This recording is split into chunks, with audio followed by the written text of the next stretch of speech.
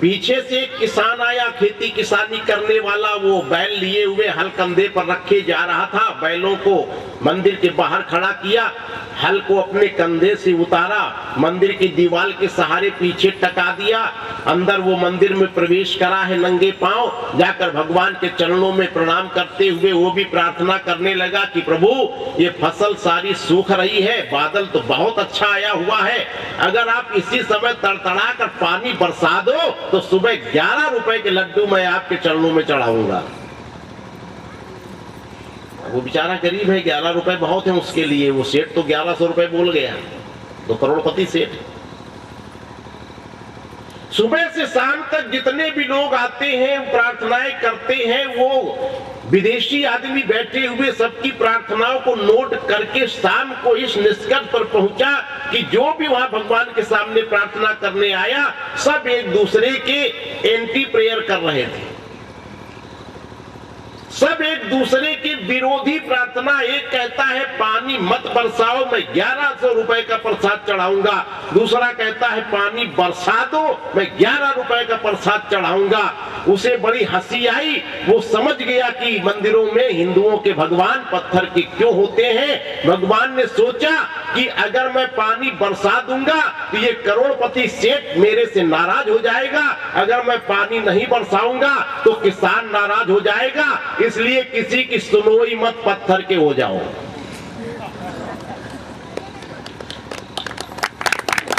हमारी कथा का भाव ये है कि आपकी मांग ने परमात्मा को पत्थर बनने पर मजबूर कर दिया। जो भगवान चेतन है, जो बात करते हैं, लोगों से मिलते हैं, आज तुम्हारी मांग ने उन परमात्मा को भी पत्थर दिल बना दिया। वो अब किसी की नहीं सुनते हैं। इतनी मांग आपकी बढ़ गई, इतनी मांग पैदा हो गई, जब देखो मांगने के लिए खड़े हो जाते हैं भगवान के सामने, जब देखो तब मांग।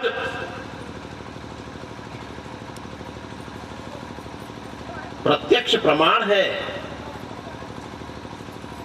नाथ द्वारा उदयपुर, अभी 50 साल पहले वहां के भगवान पुजारी से बात करते थे। मैंने उस पुजारी को देखा है जो पागल हो गया था, जिससे वो बात किया करते थे। अब तो उसका शरीर शांत हो गया है, लेकिन उससे भगवान बात करते थे। भगवान को नहलाता था, भगवान को खिलाता था, भगवान को वो वस्त्र पहनाता था, भगवान को सुलाता था। भगवान बाल रूप में, नाथ द्वारा कभी आप लोग गए हो तो वहां बच्चे के रूप में वहां भगवान कृष्ण की सेवा होती है। बाल रूप है वहां भगवान कृष्ण का। एक दिन ठंडी का अवसर, वो पुजारी भगवान के पास रजाई रखना भूल गया मंदिर में। भगवान तो पुजारी से बात करते थे। भगवान मंदिर से निकलकर पुजारी के कमरे में गए। पुजारी भयंकर, प्रभु पहचान परे गई चरना। श्री हनुमत लाल जी ने प्रभु को पहचाना। बाली के लिए भी यही आया कि परा बिकल महिषर के लागे, अपनी उठ बैठ देखी प्रभु आगे। श्याम गात सर जटा बनाए, अरुण नयन सर चाप चढ़ाए। अपुनि पुनि चितई चरण चित दीना, असुफल जन्म माना प्रभु चीन्हा। छात्र हैं जिन्होंने परमात्मा को चीन्हा, अर्थात पहचाना। किन लक्षणों से पहचाना?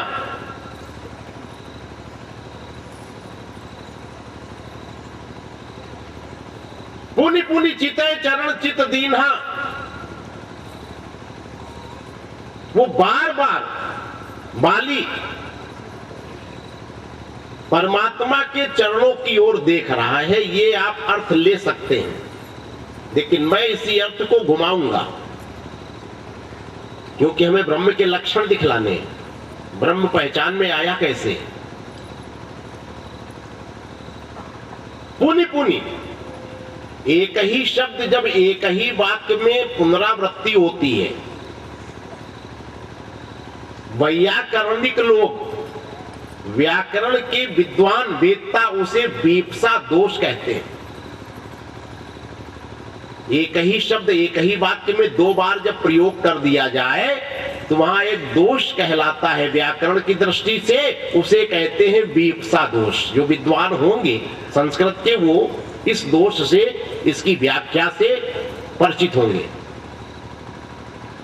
यहां पुण्य पुण्य शब्द जहां वीप्सा दोष होता है उसका अर्थ होता है कि उस शब्द का उस वाक्य के कर्ता या क्रिया के साथ कोई घनिष्ठ संबंध होना।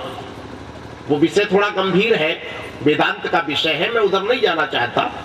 मैं संक्षिप्त में आपको इसका अर्थ ये बतला दूंगा कि पुण्य पुण्य चित है, बार बार वो बाली देखता है। क्या देखता है? चरण चित दीन्हा, भगवान के चित, चित माने हृदय में जो भृगुमारी लात, जो भृगुलता का चिन्ह, चरण चिन्ह, एक ब्राह्मण के द्वारा मारी हुई भगवान विष्णु पर छाती पर जो लात का चिन्ह था वो परमानेंट के लिए अंकित हो गया, हमेशा के लिए अंकित हो गया। भगवान जब भी जाते हैं अपनी छाती पे ब्राह्मण के चरण को स्थापित किए हुए उसी चरणों को प्रणाम करके ही आगे बढ़ते हैं।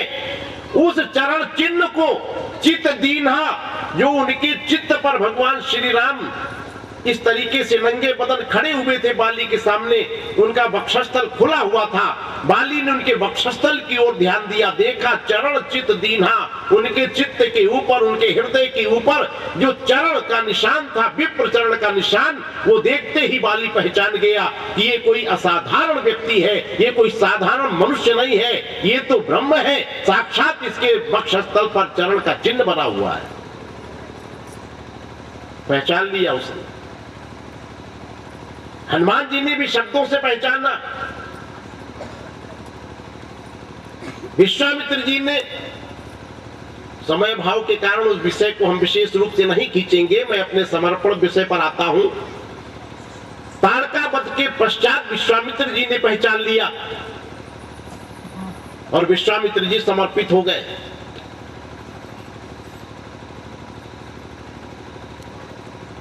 समर्पण में विश्वामित्र जी ने दिया क्या?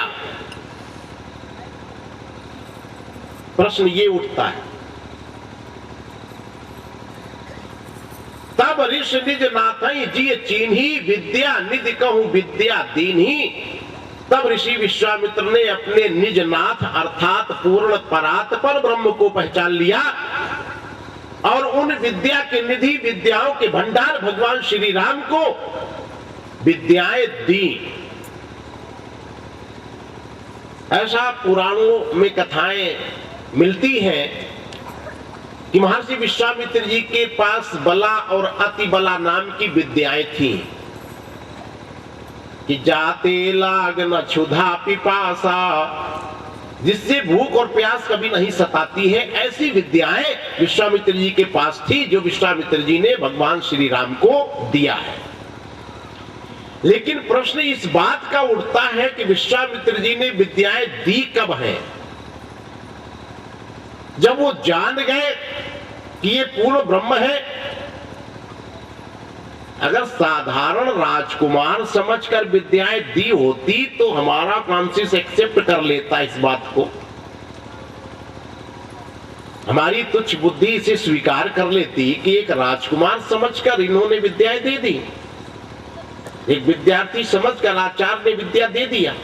लेकिन जब वो आचार्य जान रहा है कि ये विद्यार्थी असाधारण प्रतिभा संपन्न है, ये विद्यार्थी तो साक्षात पूर्ण ब्रह्म है, विश्वामित्र जान चुके हैं, तभी तो गोस्वामी जी ने लिखा कि विद्या निधि कहूं विद्या दीन्ही। विद्या दी किसे? जो विद्याओं का भंडार है। जब भगवान श्री राम विद्याओं के भंडार हैं तो क्या भगवान श्री राम को विश्वामित्र जी के द्वारा दी हुई विद्याओं का पूर्व में ज्ञान नहीं था? क्या भगवान श्री राम के पास बला और अतपला विद्याओं को जानने की कोई राह नहीं थी? नहीं, भगवान श्री राम बला और अतपला सारी विद्याओं को जानते थे, तभी तो उनको विद्या निधि कहा गया। विद्या निधि का अर्थ संपूर्ण विद्याओं का मालिक, संपूर्ण विद्याओं का स्वामी। तो विश्वामित्र जी ने, अगर आप गहराई से देखेंगे, तो भगवान श्री राम को विद्याएं नहीं दी, अपितु उन विद्याओं का जो क्षुद्र अहंकार था विश्वामित्र जी को, विश्वामित्र जी ने तप के द्वारा जिन विद्याओं को अर्जित किया, कठोर तप करके जिन विद्याओं को पाया, विश्वामित्र जी ने उन विद्याओं पर अपनी स्टैंप लगा दी, अपनी मुहर लगा दी। विश्वामित्र जी कहने लगे ये विद्याएं मेरी हैं। जैसे आज मैं परिश्रम करके एमए, बीए, पीएचडी की डिग्री ले लेता हूं, तो मैं उसमें अपनी स्टैंप लगा देता हूं, मैंने एमए किया है, मैंने पीएचडी किया है, मैंने एमएससी किया, मैंने बीएससी किया, मैं बीटेक हूं, मैं एमटेक हूं। ये जो डिग्री आप लगा देते हो, इन विद्याओं का एकमात्र स्वामी हूं। कौन? मैंने इन विद्याओं को कठोर परिश्रम के द्वारा इस डिग्री को पाया है, इस डिग्री का उपयोग केवल मैं ही करने का अधिकारी हूं। ये अहंकार विश्वामित्र जी के अंदर, यही अहंकार हमारे अंदर भी आ गया। अगर गहराई से आप देखेंगे तो इन सारी विद्याओं का स्वामी एकमात्र परमात्मा है। उस परमात्मा की कृपा से अगर हल्की सी कोई विद्या तुम्हें प्राप्त हो गई, तो तुमने उस विद्याओं पर अपनी मोहर लगा दी, तुम उसके मालिक बन गए, तुम विद्याओं को स्वामी बन गए। एक हल्की सी नस, एक स्क्रू छोटा सा परमात्मा ने लूज कर दिया। बड़े बड़े ब्रिलियंट माइंडेड जजों को हम देखते पागल बने घूम रहे हैं, वो सारी विद्या एक सेकंड में खत्म। बड़े मालिक बने घूमते थे विद्याओं के, ये डिग्री मेरी है, मैंने एलएलबी किया है, मैंने एलएलएम किया है, सब कहां चली गई? केवल एक थोड़ा सा स्क्रू ढीला कर दिया, गया विद्या। ये अहंकार था विश्वामित्र जी के अंदर कि मैंने कठोर तप करके इन विद्याओं को पाया है, ये विद्याएं एकमात्र मेरी हैं, मेरा ही अधिकार है इन विद्याओं पर, मैं इन विद्याओं का स्वामी हूं, मैं जैसा चाहूं इन विद्याओं का उपयोग करूं, सदुपयोग करूं, दुरुपयोग करूं। अरे कमाल है, इन विद्याओं का स्वामी तो परमात्मा है। उसकी कृपा से अगर थोड़ी सी विद्या तुम्हारे पास आ गई, तो तुमने वहां अपनी मोहर लगा दी। आज जब उन विद्याओं का स्वामी विश्वामित्र जी के सामने आ गया, तो विश्वामित्र जी के जो ज्ञान चक्षु से वो खुल गए। उन्होंने देखा कि एकमात्र विद्या निधि तो ये है, विद्याओं का असीम भंडार तो ये है, इसकी कृपा मात्र से मेरे पास ये विद्या अगर आ गई, मैंने उस विद्या को अपनी मान लिया, ये बहुत बड़ी भूल थी। ये विद्या का क्षुद्र अहंकार विश्वामित्र जी ने परमात्मा के चरणों में समर्पित कर दिया। लेकिन कब ऐसा संभव हुआ? जब ताड़का का वध हुआ। ये ताड़का क्या है? ताड़का का आध्यात्मिक विश्लेषण है दुराशा। ताड़का का वध होता है दुराशा का परित्याग। दुराशा का जो निवासी स्थान होता है, दुराशा वो मन के अंदर रहती है, मन में। दुराशा शब्द का अर्थ क्या होता है, इसे आप समझ ले। दुराशा का अर्थ होता है व्यक्ति अपने परिवार के लिए, समाज के लिए, राष्ट्र के लिए या सारे विश्व के लिए जो कुछ भी करता है, उससे कुछ वापस जो पाने की आशा होती है, बेनिफिट, जो लाभ, उसे कहते हैं दुराशा। ये हर आदमी के मन में होती है।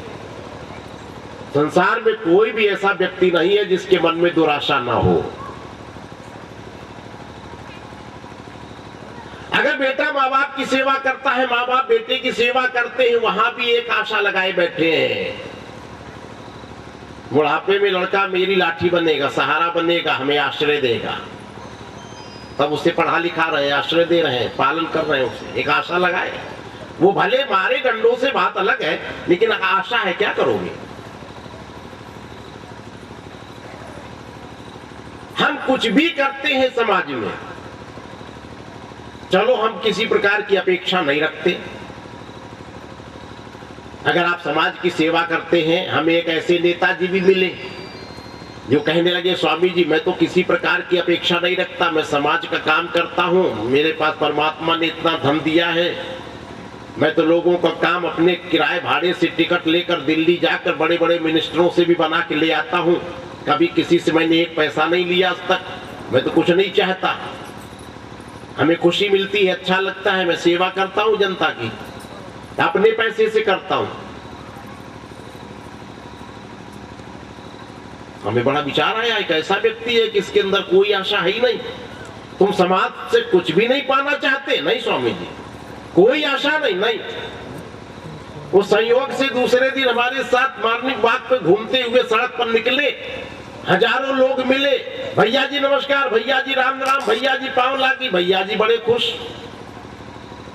हमने कहा भैया जी एक बात बताओ, ये लोग तुम्हें जो सम्मान देते हैं, हाथ जोड़कर जब नमस्कार करते हैं, तुम्हें कैसा लगता है? अच्छा लगता है स्वामी। हमने कहा ये तुम काम बना के लोगों को लाते हो, तुम इनसे किसी प्रकार की अपेक्षा नहीं रखते, धन दौलत की भी अपेक्षा नहीं रखते। ईमानदारी से सच बताओ, क्या तुम्हें सम्मान पाने की भी इच्छा है कि नहीं है? ये लोग तुम्हें जब नमस्कार करते हैं अच्छा लगता है कि नहीं लगता है? लगता है स्वामी।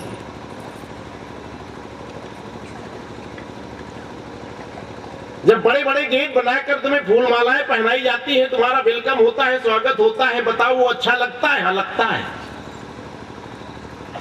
या समाज सेवा करने के बाद तुम सम्मान पाने की भी आशा नहीं रखते कि लोग हमें नमस्कार करें, मैं जिस ओर से गुजरूं लोग हमें प्रणाम करें? क्या ये भी आप नहीं चाहते? नहीं, ऐसा तो नहीं हम चाहते कि हमें लोग रिस्पेक्ट दें। ये आशा रखना भी दुराशा है। अगर जिसके अंदर ये आशा भी है कि मैं समाज से सम्मान पाऊं, ये आशा भी है, उसको भी दुराशा कहते हैं। ये हर व्यक्ति के अंदर भरी हुई है कहीं ना कहीं। भले धन दौलत नहीं चाहता तो कुछ ना कुछ मान सम्मान चाहता है, लोग उसे इज्जत दें, बैठा लें, प्रेम से बात करें।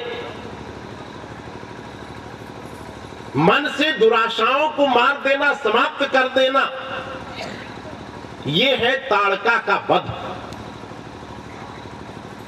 लेकिन ऐसा हो नहीं सकता। ये मनुष्य सांसारिक प्राणी है, समाज में रहता है, ये मन से सारी आशाओं को नहीं छोड़ सकता। जबकि हमारे शास्त्रों में हमारे ऋषियों ने कहा, आशा दासो जगत दासा निराशी अवनीपति ही। आशाओं का दास, आशाओं का गुलाम सारे संसार का गुलाम है। जिसने आशाओं का परित्याग कर दिया वो शहंशाहों का शहंशाह है। लेकिन हमने देखा बड़े बड़े ट्रकों के पीछे भी, जब मैं रोड पे चलता हूं तो उसमें ट्रकों में मैंने देखा पीछे लिखा हुआ, आशा ही जीवन है। मनुष्य आशावान है, आशा छोड़ नहीं सकता। हमारे ऋषि मुनि कहते हैं निराशी बनो, आशा छोड़ो। लेकिन सांसारिक आदमी कहता है नहीं, आशा पे ना जीवन ही नहीं। इसलिए गोस्वामी जी जानते हैं तो उन्होंने लिखा, ताड़का का वध करते समय एक शब्द का प्रयोग किया कि एक ही बाण प्राण हर लीना। एक ही बाण। वो जानते हैं कि तुम आशा नहीं छोड़ सकते।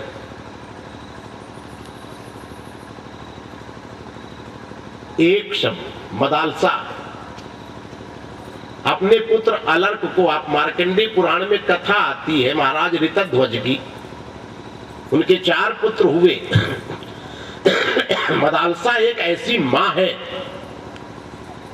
आप उसके चरित्र को पढ़कर अपने पुत्रों का पालन करना सीख जाएंगे। आपको अपनी संतानें कैसी चाहिए, आप मार्कंडेय पुराण में कभी समय मिले तो मदालसा का एक ऐसी मां का चरित्र पढ़ना, आपको बहुत ही सहायता मिलेगी अपनी संतानों को श्रेष्ठ बनाने में।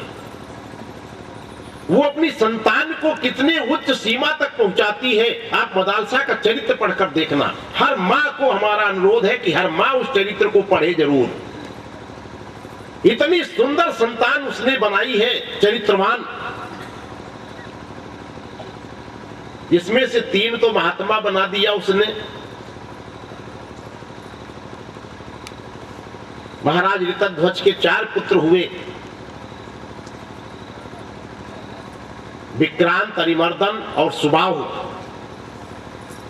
इन 3 को तो सुंदर उपदेश दे दे करके, जब वो बचपन से ही रोता था, शुद्धो श्रितात न तो स्थिते नाम, हे तात, हे पुत्र तू शुद्ध मुक्त आत्मा है, तू जीव नहीं है, तू तो साक्षात ब्रह्म है, तू रोता क्यों है, किसके लिए रोता है, तू तो विशुद्ध आत्मा है, तू नित्य है, तू शुद्ध है, तू मुक्त है। ऐसे उपदेश दे दे करके वो,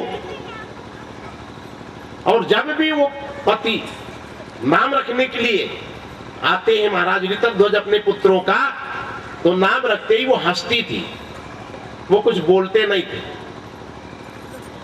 जब चौथे लड़के का नाम रखने के लिए महाराज आगे बढ़े तो मदालसा को फिर हंसी आई, तो वो ठिठक गए। उन्होंने कहा, देवी एक बात बताओ, मैं जब भी अपने पुत्रों का नाम रखता हूं तो तुम हंसती हो, अब मैं ये चौथे पुत्र का नाम खुद नहीं रखूंगा, इसका नाम तुम रखो।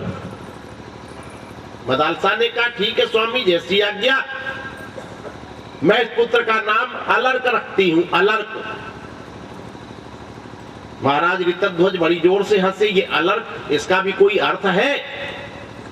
मदालसा ने कहा, आपने जिन बेटों का नाम रखा उनका क्या अर्थ था? आपने एक का नाम रखा अरिमर्दन, जो शत्रुओं का विनाश करे, वो तो बाबा जी बन के जंगल में माला जप रहा, कौन सा शत्रुओं का विनाश कर रहा है? आपने एक का नाम रखा सुबाहु, बड़ी बड़ी लंबी आजान बाहु, सुंदर भुजाएं हो जिसकी, वो भी बाबा जी बन के चला गया। आपने तीसरे का नाम रखा विक्रांत, जो बड़ा क्रांतिकारी हो, कौन सी क्रांति कर डाली उसने, वो भी बाबा जी बन के माला जप रहा है। नाम से क्या लेना देना? आंख के अंधे, नाम क्या था उनका? नयन सुख। नाम से क्या है? कोई अर्थ है इसका? ये तो शरीर का एक प्रतीक है, मैंने अलर्क रख दिया।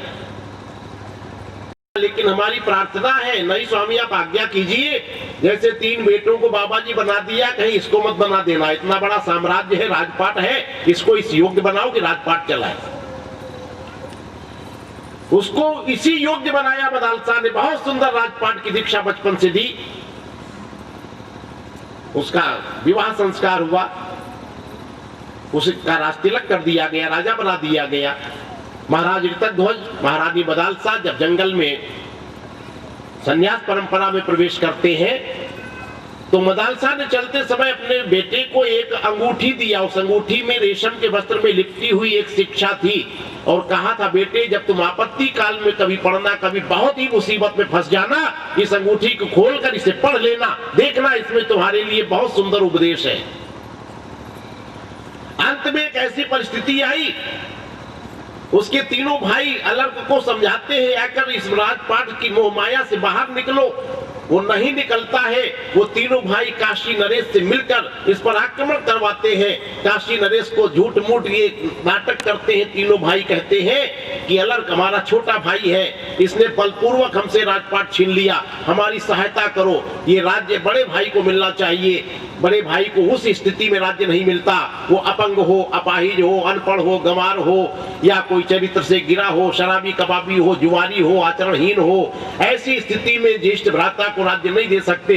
जबकि मैं शिक्षित हूँ, पढ़ा लिखा हूँ, योग्य हूँ, स्वस्थ हूँ, सुंदर हूँ, हट्टा कट्टा हूँ, सारे अंग हमारे ठीक हैं, फिर हमें ये राज्य क्यों नहीं मिला? आप हमें राज्य दिलाइए। काशी नरेश अलर्क को पत्र देता है कि अपने बड़े भाई को राज्य दे दो, लेकिन जो राज सत्ता में मद में फंसा हुआ कैसे छोड़ देगा? अंत में युद्ध हुआ, वो परास्त होता है, राजपाट छोड़ के उसे भागना पड़ता है। काशी नरेश बड़े भाई विक्रांत को बुलाकर कहता है, ये राज्य संभालो। वो तीनों तो महात्मा थे, हंसने लगे और कहने लगे, काशी नरेश अपना काशी का भी राज्य, ये भी राज्य, जब मरना तो दोनों साथ ही स्वर्ग ले जाना, जाओ। तब काशी नरेश की आंख खुल गई कि तीनों कितने महान संत हैं, हम इनके छलावे में आ गए। वो तो अपने उस भाई को विरक्त बनाने के लिए नाटक किया उन तीनों भाइयों ने कि हमारा चौथा भाई इतना बुरी तरीके से उलझ गया राजपाट में, ये यहां से छूट जाए। अब वो अलर्क भागा भागा जब घूमता है जंगलों में, अचानक उसे माँ की दी हुई मुद्रिका, वो अंगूठी याद आई। उसने अंगूठी खोला, उसमें रेशम के वस्त्र में लिपटा हुआ एक श्लोक, संस्कृत का एक उपदेश था, संगः सर्वात्मनः त्याज्य, संग का सर्वथा परित्याग करो। संग करो ही मत, कभी मत करो संग, कैसा भी किसी का संग मत करो। लेकिन तुम एक सामाजिक प्राणी हो, संसार में रहते हो, संग छोड़ नहीं सकते, कोई ना कोई संग तुम्हें करना है। इसलिए शास्त्रों में हमारे ऋषियों ने कहा, अगर संग करना जरूरी ही है तुम्हारे लिए तो सत्संग करो, महापुरुषों का संग करो, अगर तुम्हें जरूरी लगता है संग करना तो, वरना हमारे शास्त्रों में तो साफ कह दिया गया कि किसी का संग मत करो। संग हमेशा बंधन का कारण है। सत्संग अगर सोने की जंजीर है तो कुसंग लोहे की जंजीर है। जंजीर दोनों है। पाप कर्म लोहे की जंजीर है, पुण्य कर्म सोने की जंजीर है। पाप करोगे तो लोहे की जंजीर में बांधे जाओगे, पुण्य करोगे तो सोने की जंजीर में बांधे जाओगे, लेकिन जंजीर दोनों है।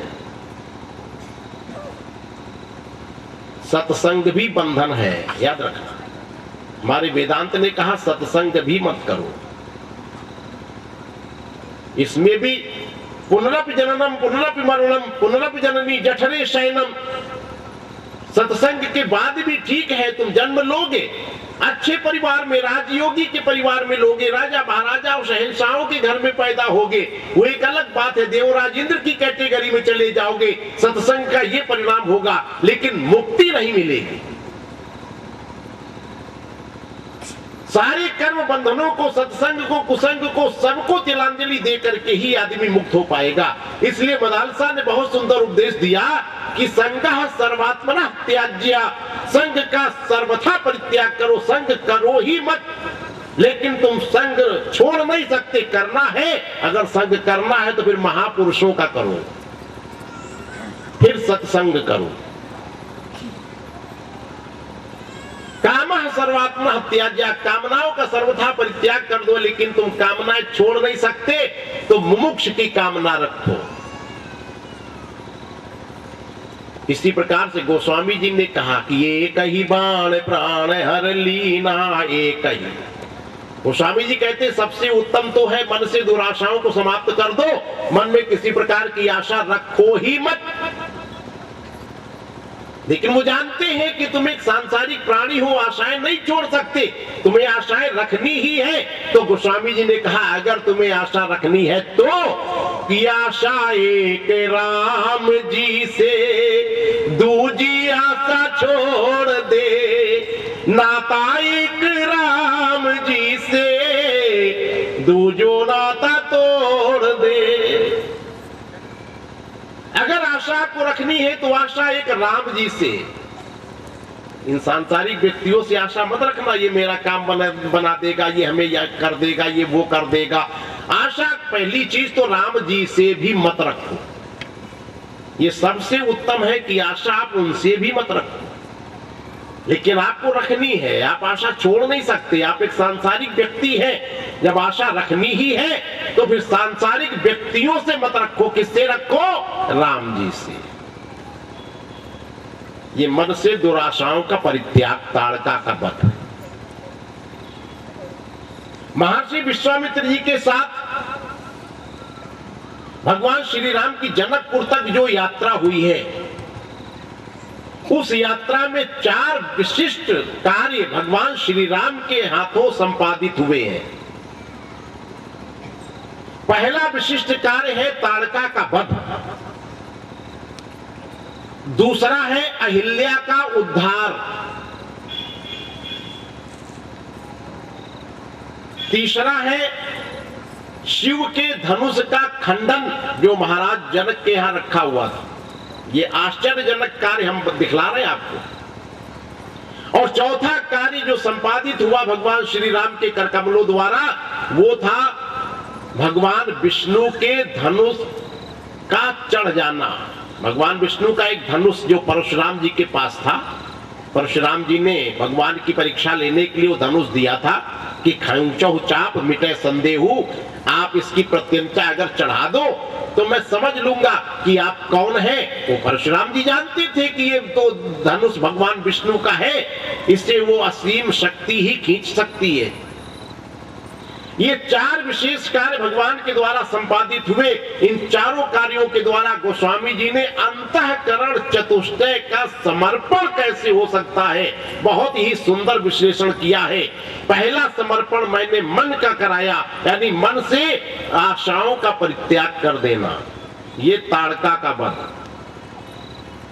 दूसरा समर्पण है बुद्धि का, अर्थात अहिल्या का उद्धार। आपने अहिल्या की आधी दैविक कथाएं तो पढ़ी होंगी। अहिल्या कौन है? अहिल्या का निर्माण किसने किया? अहिल्या पत्नी किसकी है? आप जानते हैं, आप पुराणों में पढ़कर देखिए, अहिल्या को साक्षात ब्रह्मा जी ने बनाया था। वो इतनी सुंदर है, ब्रह्मांड सुंदरी जिसे आप कह सकते हो। आज की भाषा में मिस वर्ल्ड मिस